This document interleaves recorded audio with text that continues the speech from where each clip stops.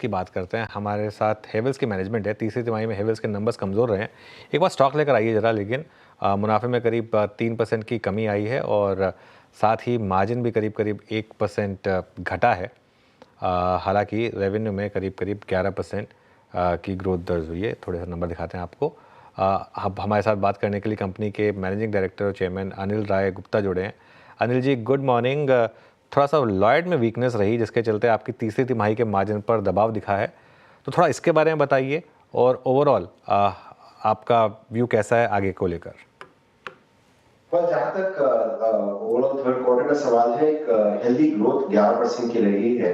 अगर हम इसमें से वायर्स को एक बार हटा के देखें, क्योंकि वायर्स में एक रॉ मटेरियल फ्लक्चुएशन की वजह से चैनल में रीस्टॉकिंग हुई, तो 14-15% के आसपास ओवरऑल ग्रोथ है other than wires, which is a very healthy sign for the third quarter. Stores की थोड़ा कंज्यूमर सेंटीमेंट भी वापस आ रहा है। और लॉयड का जहां तक सवाल है, लॉयड अक्सर एक अपनी जर्नी पे है और जो काफी अच्छी एक प्रोग्रेस कर रहा है, मार्केट शेयर में भी, प्रीमियमाइजेशन में भी, ब्रांड बिल्डिंग में भी, मैन्युफैक्चरिंग इंफ्रास्ट्रक्चर में भी। तो आई थिंक जो लॉयड का ओवरऑल प्लान है, हम उसी हिसाब से चल रहे हैं। ओके, चलिए लॉयड के बिजनेस की बात करें तो क्या आने वाली तिमाहियों में आप सेल्स और मार्जिन्स में सुधार एक्सपेक्ट करेंगे? हाँ, जहाँ जैसे हमने Q1 में भी देखा, क्योंकि वॉल्यूम ग्रोथ अच्छी होती है, वॉल्यूम अच्छे होते हैं, तो प्रॉफिटेबिलिटी पॉजिटिव रहती है। वो भी हम लोग आने वाले सीजन में यही एक्सपेक्ट कर रहे हैं। ओके सर, ये जो डीस्टॉकिंग और साथ ही साथ जो कॉपर प्राइस की वोलेटिलिटी थी, उससे कहीं हद तक विजिबल है कि जो आपका वायर बिजनेस है वो प्रेशर में रहा, वहाँ मार्जिन्स प्रेशर में रहे। आप क्या इस बात को लेकर आश्वस्त हैं, कन्विंस्ड हैं कि ये चीज़ें आगे नहीं होंगी?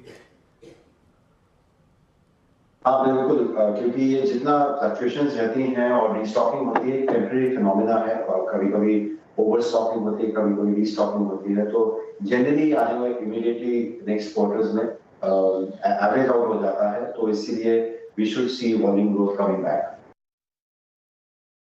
ओके, अच्छा, बिजनेस की ओवरऑल की बात करें, I mean specially core business की, तो आप कह रहे हैं कि रूरल अच्छा कर रहा है, अर्बन भी में भी अपटिक है, तो ऐसे में क्या उम्मीद करें कि जो आगे की सेल्स ग्रोथ है वो स्ट्रॉन्ग रहेगी अगले 2 क्वार्टर्स की? और स्पेशली लॉयड के बिजनेस पे आपका कमेंट? जी, मुझे लगता है कि ऐसा ही रहना चाहिए। सीजन जो फैंस का है वो भी डेवलप होना चाहिए, और एक हल्की सी जो कंज्यूमर सेंटीमेंट में पॉजिटिविटी देखी थर्ड क्वार्टर में, ये कंटिन्यू रहनी चाहिए। सो आने वाला time I think consumer durables के लिए एक अच्छा क्वार्टर रहना चाहिए। ओके, चलिए एक आखिरी सवाल। आपके मार्जिन को लेकर मार्केट काफ़ी चिंतित है, इसको लेकर आप क्या गाइडेंस देंगे और क्या आप पुराने लेवल्स पर वापस आ पाएंगे? नहीं, आई थिंक हम लोग काफी पॉजिटिव हैं मार्जिन्स को लेकर भी, बिकॉज कई वन ऑफ रीजंस भी रहते हैं किसी पर्टिकुलर क्वार्टर में। पर ओवरऑल अगर हम पूरे साल पे देखें और 9 महीने की परफॉर्मेंस पे देखें, तो एक पॉजिटिविटी है, और आने वाले टाइम में भी हम लोग क्वाइट होपफुल हैं कि margins should be also at a good level. Okay, चलिए बहुत बहुत शुक्रिया अनिल जी, और ऑल द बेस्ट आपको अगले कुछ क्वार्टर्स के लिए।